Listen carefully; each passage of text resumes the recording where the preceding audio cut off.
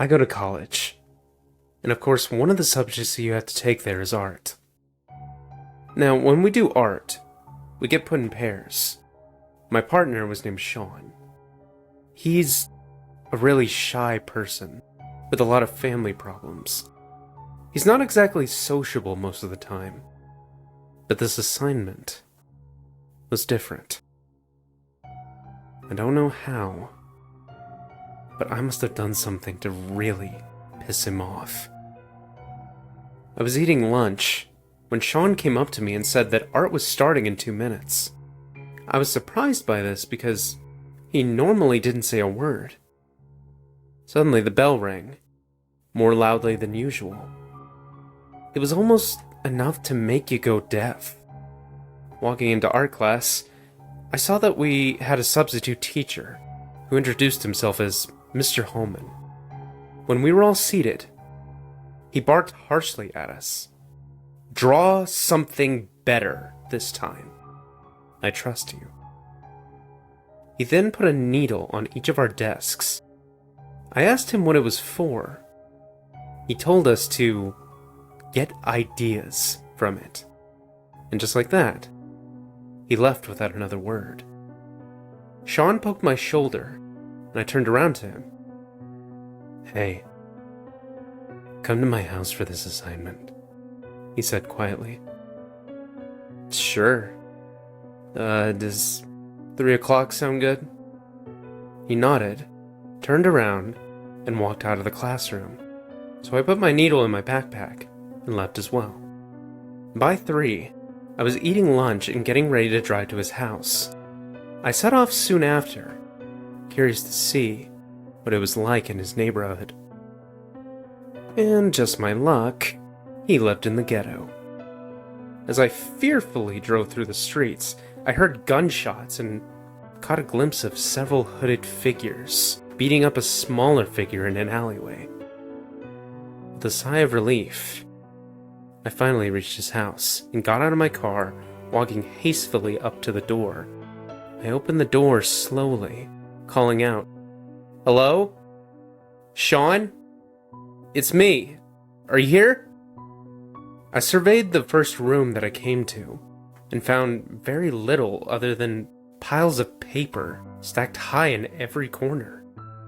I looked on the wall and raised one of my eyebrows as my eyes settled on a rather pornographic poster. Sean walked in and smiled at my expression. "You can have it if you want. I'll send more pictures in your mail. I know your address." I think I saw him wink, very slightly, but I couldn't be sure. I had to walk home since my car was broken into, which was no surprise to me, but like the idiot I was, I didn't report it to the police. But what was the point? It was just a boxcar from the 90s, which I got free from a contest. When I got home, my dog was barking and howling like a crazed monster, and started clawing at my leg frantically. His food bin was full, his water was fine, and I already let him outside a while ago. So I had no idea what was wrong. But something caught my eye. A minuscule, shiny object in his mouth. I somehow got him to calm down long enough to remove it, and I was shocked. It was a needle. I was awoken from a somewhat troubled sleep by a call from Sean. I ignored it and texted him, telling him to text me instead. He told me to go look at my mailbox. So I grudgingly pulled myself out of bed and went to see what was so important. There was only a single piece of paper inside. I opened it up and it was disgusting. It was a gruesome drawing of a woman being raped by an old man. I called up Sean and he just said, "I hope you're not grossed out already, because they're only going to get worse." Scared and confused, I headed off to work a while later. When I returned, I was exhausted and not up to dealing with any more creepy behavior from Sean. My phone rang. Seeing that it was Sean, I reluctantly answered it. He ordered me in a gruff voice. Go check your mailbox, or else I'll come in there and kill you. Those were his exact words.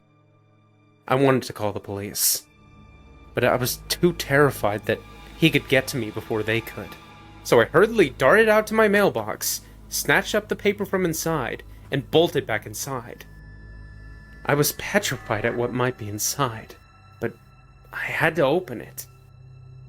And I immediately regretted my decision, as my eyes were met with the sight of a sketch of a dead child being molested by Sean. I called Sean, but it went straight to voicemail. After several unsuccessful attempts to contact him, I decided to finally call the police. They soon hunted him down and arrested him. As he was led away to the back of a police car in handcuffs, he glared at me. I shifted uncomfortably as I watched him out of my window. He was really mad. But unfortunately for me, I soon discovered that he hadn't been the one sending those drawings. Because the next day, there was another one. The new picture I got in the mail was a man brutally cutting open a woman's genitals and taking out her intestines through the jagged hole. I went down to the police station to tell him that he couldn't possibly be the guilty one. They released him, and I started gushing out about how sorry I was. A few minutes later, I plucked up the courage to ask if he really was the one who painted the pictures. I turned away for just a moment, but when I looked back, he had disappeared. I saw Sean run outside and hop into a car with a man in a ski mask. I had to have answers, even though I was seriously fearing for my life at this point. I sprinted as fast as I could and just managed to wrench the door open and clamber in as the tires squealed and the car took off at incredible speed. Sean and the man struggled to try and shoot me, but they barely missed me by a hair. Sean eventually got me pinned in the back seat until we came to a dingy-looking house. They led me inside roughly, and the whole place was filled with tubes and vials, and it stank of decay.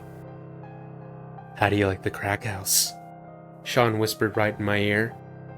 He kicked me to the floor, and at least 4 big scar-faced men soon came in, all carrying guns. With one more sharp kick to my head from Sean, I blacked out.